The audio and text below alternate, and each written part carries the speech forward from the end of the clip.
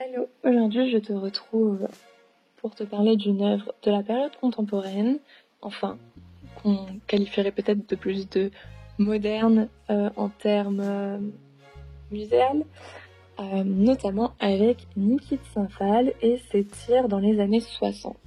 Niki de Saint-Phalle, tu la connais peut-être pour ses nanas, mais elle a aussi fait une série qui s'appelle Les Tirs, qui ont notamment été repris dans certains films où tu vois certains personnages tirer à la carabine ou aux fléchettes dans des ballons remplis de peinture. C'est en référence à ça.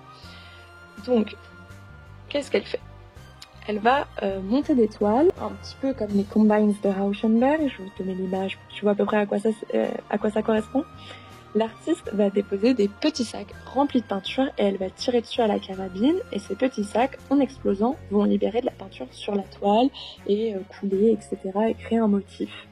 Ce procédé va impliquer un tir et du coup, ça va spectaculariser le processus créatif. Il faut se dire que parfois, elle tire en public et qu'elle peut même proposer aux spectateurs de tirer. Et ce genre de pratique, ça va passionner les médias de l'époque et on va voir cet artiste au JT de 13h. Tu t'imagines, toi, voir un artiste contemporain tirer à la carabine sur une toile aujourd'hui. Les médias vont un petit peu diffuser un aspect ludique de l'œuvre, mais en fait, ça doit absolument pas nous faire oublier le contexte de sa réalisation. En fait, on est en pleine guerre d'Algérie, pendant laquelle la France bombarde, et où les jeunes hommes sont enrôlés pour aller en Algérie.